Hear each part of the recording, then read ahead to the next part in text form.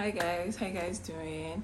Welcome back to my channel. New here, welcome. My name is Olapisi. So in today's episode, I'll be starting off a series on book reviews of some of the interesting books that I've read. This is the month of February, and I'm going to be starting with the book that I read in the month of January. So I had a goal this year to read 2 physical books, yes, because I don't do so well with ebooks. 2 physical books, and of course my Bible. In today's episode, I will be reviewing the book that I've just finished. It's The Parenting Reset by Wendy Ologe.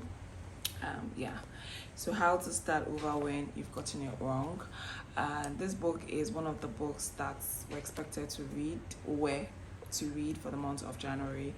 And when one coach asked us, that's Coach Wendy. She is the famous African #1 parent coach, and she's the founder of the Intentional Parenting Academy.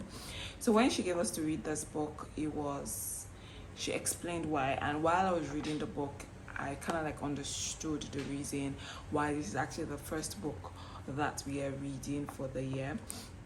The book talks about parenting, especially if it hasn't been a straight path, if it's been a little rough, let me put it that way, which I will attest that a lot of us, whether the kind of parenting style we got or the one that we have been providing to our children, I know that parenting isn't easy. Parenting is a journey of love. It is on learning. You have to keep learning and unlearning.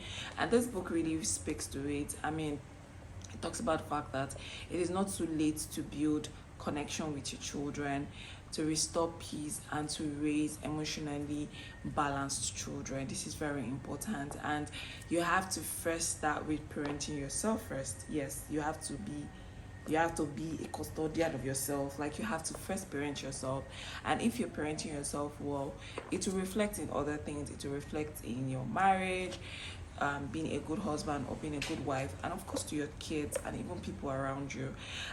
This book gave a lot of powerful insights.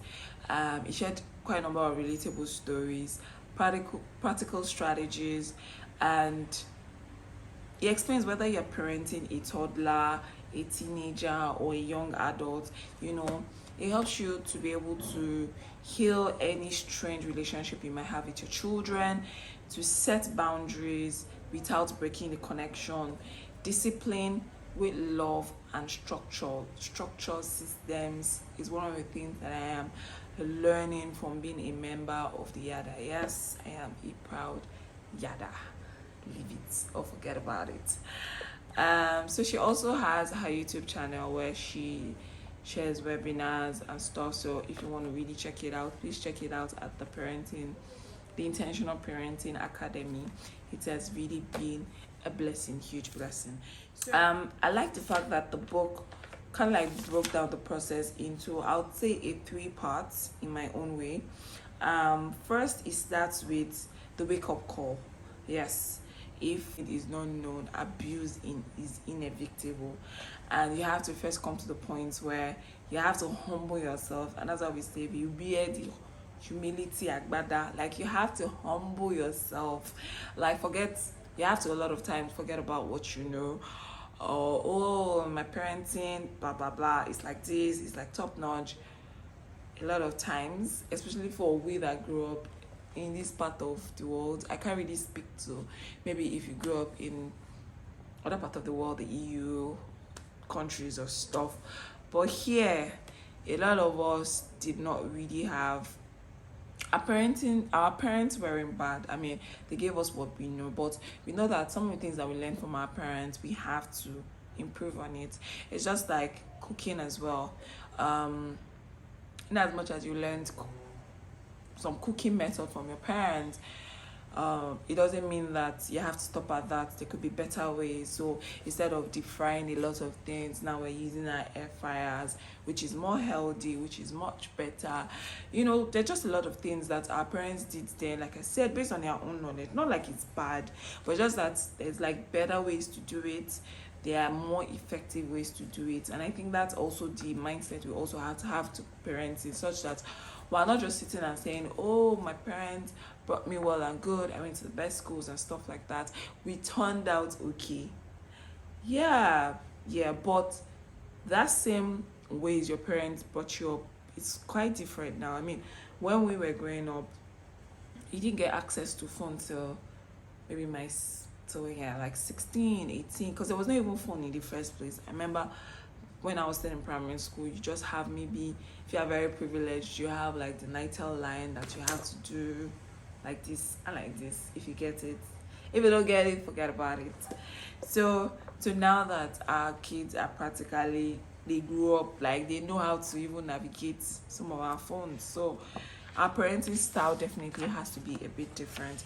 So I like the fact that the book starts with the wake up call, which is for you to be able to admit if there is any guilt, shame, or silence, any parenting mistake and their impact. And to be honest, some of these stories might not really practical happens to you, but they are very much relatable. Also talks about the breaking points, yelling, yelling, disconnections and stuff like that. And even if our parents, some parents have the best intentions, but sometimes it's just definitely not good enough. And sometimes you just have to face that inner child. You need to be able to heal from emotional trauma. It's about facing your inner child, parenting yourself to be able to parent better, and that speaks to emotional regulation, self-compassion and growth, establishing new personal boundaries and values, and to be able to also implement it too as well. This book is, I really like the framework behind it, where that wake up call first, which is the first part, and then the second part is the heart work, where you are rebuilding your inner child, learning to parent yourself. Another framework is actually the practical part, where you now start trying to rebuild connection with your child. If you have to apologize, it's fine. It doesn't make you less of a parent to apologize to your child. It doesn't make you less of a human. If you cry in front of your child, I mean, a lot of people would building structure, trying to differentiate between discipline and punishment. Yeah. Setting your boundaries without backlash. And truthfully, there is no way you want to build up relationship with your child, rebuild it. I mean, that I believe your child would possibly be in their teenage years or stuff, that in doing this thing would also require the input of that child too as well. So one thing that I'm also learning as a parent, yes, I have two children, they're still quite young, but one of the things I'm learning is the early we learn all these things, the better. It helps you to be prepared before you get to that point. I'm already learning puberty, a lot of things even before my children get there, so that I am not taken aback. I don't want the world to help me train my children. I want to be very much informed in their world, having conversations with, also co-parenting too as well, aligning with your spouse. This is very important, because you and your husband have to be, or wife has to be on the same page regarding parenting, because children are just there to test your boundaries. They are to test your boundaries. So if you don't, even if you have your differences, you can't, behind closed doors, try to resolve your differences that you have. But to your child, you have to always present a united force, no matter the situation or the circumstance. You don't want to get your children confused. You don't want to get them to get in between them, such that they know that if I do like this to daddy, daddy is going to wave, or daddy is going to give it to me. If daddy says no, mommy has to say no. If we're coming back to say yes, we have to actually agree we're coming back to say yes. So I think that preparing ahead just helps to be able to bridge a lot of confusion, or avoid a lot of confusion, whereby you're very much prepared. So even before the child comes, I'm already prepared for you, not in an arrogant manner, but you just have to be prepared as parents. It's just a situation where you already know that we're pregnant, we're expecting a child, and you don't prepare towards that child. You have to go for your antenatal, you have to register in a licensed hospital, you have to get things for the baby, you have to prepare the house for the baby. Like, you have to be very proactive as a, like, being proactive has to be one of your top skills as a parent.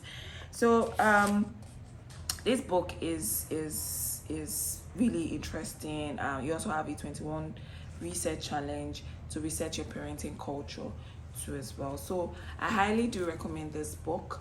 You can order for the book on their Instagram page. That's the Intentional Parenting Academy. I think books by Wendy Ologe.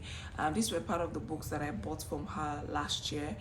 She released about, I think, 6 books if I'm not mistaken, and I ordered them. So some of the books too, I will still come back after reading to also share some of the things that I also learned from the book as well. So I hope you learned a thing or two. Thank you so much, guys, for listening. If you've not shared, if you've not liked, if you've not subscribed, why? Please kindly hit that subscribe button and get notified when I post new videos. Thank you so much, guys, for your love and your support, and I'll see you guys in the next video. Bye, guys.